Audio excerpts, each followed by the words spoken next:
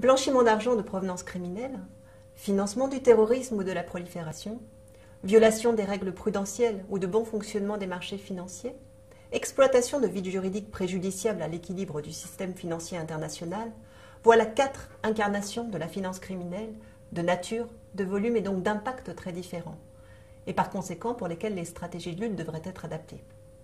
Avant d'y venir, introduisons un deuxième concept liminaire, celui de la nature géopolitique de l'argent. Pourquoi géopolitique ? Eh bien parce que l'argent, lorsque l'on parle de centaines de milliards injectés chaque année dans le système financier international, est une ressource que les États vont chercher à capter. Souvenons-nous que chaque opération financière génère un produit financier et que les banques, comme les marchés financiers, sont soumis à une compétition que la mondialisation et la levée des entraves à la circulation des capitaux ne fait que rendre plus aiguë. L'argent donc est à la fois une ressource, mais aussi une arme que les États utilisent lorsqu'ils veulent sanctionner un pays soumis à un embargo ou un groupe ciblé dont les avoirs sont gelés voire confisqués.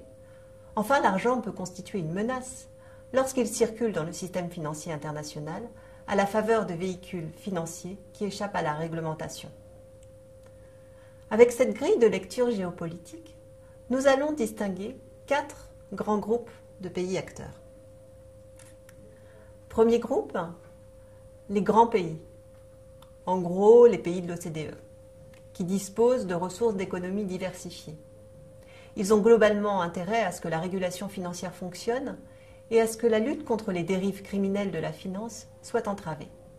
Dans la réalité, le tableau est plus subtil, car parmi ces pays, certains s'inscrivent dans des traditions plus ou moins libérales, certains constituent des places financières de premier plan.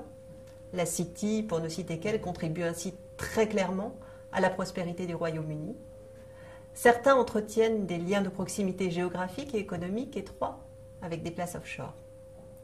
Dans ce premier groupe, l'homogénéité et la communauté d'intérêts sont donc en fait toutes relatives.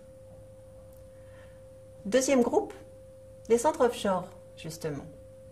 Rappelons qu'un centre offshore est une place financière qui tire l'essentiel de ses revenus de la finance offshore, c'est-à-dire des opérations financières réalisées avec des non-résidents. Il se trouve que pour attirer plus efficacement les capitaux, certains de ces centres offshore s'étaient dotés de législation garantissant l'anonymat des transactions et des ayants droit, assortie d'une fiscalité particulièrement douce. C'est ainsi qu'un amalgame a été fait entre centres offshore et paradis fiscaux, qui étaient en fait des paradis non seulement fiscaux, mais aussi bancaires et judiciaires. À la fin des années 90, les centres offshore ont fait l'objet d'une offensive ciblée des pays du premier groupe, afin de les contraindre à changer leurs pratiques devenues incontrôlables et donc inacceptables. Ceux qui ne jouaient pas le jeu défini au plan international ont été pointés du doigt dans une démarche de naming and shaming, littéralement nommer et faire honte. En 2000, 3 listes de pays ont ainsi été établies, qui, notons-le, correspondent aux différentes incarnations de la finance criminelle que nous venons de passer en revue. La liste des pays et territoires non coopératifs en matière de lutte contre le blanchiment d'argent et le financement du terrorisme est publiée par le GAFI.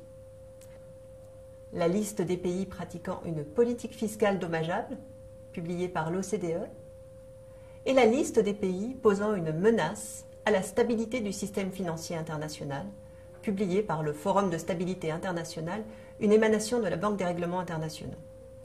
Outre le côté stigmatisant, figurer sur une liste avait des conséquences sur les conditions d'échange financier avec le reste du monde. Exigences de diligence et de contrôle renforcés ont réduit la fluidité des échanges et conduit progressivement ces centres offshore à changer leur manière de faire. Aujourd'hui, toutes les places offshore ont adopté les législations qui vont bien.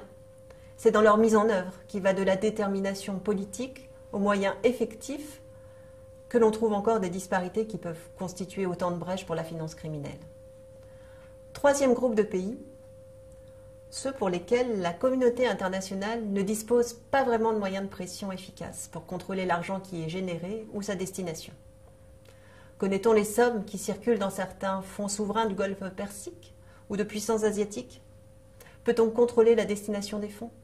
Clairement non, mais la réelle géopolitique fait avec. Enfin, quatrième groupe de pays, les États encore peu développés ou dont les infrastructures financières ne sont pas abouties. Dans ces pays, la circulation des espèces est encore très présente. la régulation des banques et des institutions financières est inégale, le rapatriement des salaires des travailleurs immigrés, des microsommes qui, cumulés, deviennent considérables et indispensables à l'équilibre socio-économique des pays et de régions entières. Ce rapatriement, donc, peut emprunter des circuits informels, difficiles à contrôler dans la pratique. Certes, les législations modèles et l'assistance technique dispensée par la communauté internationale ont permis de jeter les bases d'un meilleur contrôle de la finance, mais on est encore loin du compte. Conséquence, nombre de ces pays demeurent vulnérables à la corruption. Les groupes criminels peuvent les utiliser comme relais dans leurs opérations car la traçabilité des fonds y est moindre. La relation culturelle à l'argent sous sa forme numéraire permet d'y mêler de gros volumes de provenance criminelle. Pour résumer, 1. Les pays ne forment pas un groupe homogène, ni dans leur situation, ni dans leur motivation. 2. Au sein d'une même classe de pays, chacun joue en permanence sur le double tableau de la dynamique collective et de la préservation de ses intérêts individuels. C'est ce qui explique, de l'avis de beaucoup d'experts, que le coup de chaud de la crise des subprimes n'est pas débouché sur une véritable réforme des règles du jeu de la finance internationale. Le sommet du G20 à Pittsburgh en septembre 2009 a finalement accouché de mesurettes, qui ne constituent que le plus petit dénominateur commun. Les divergences entre Américains et Européens ont eu raison de la grande réforme de la gouvernance financière annoncée par les chefs d'État.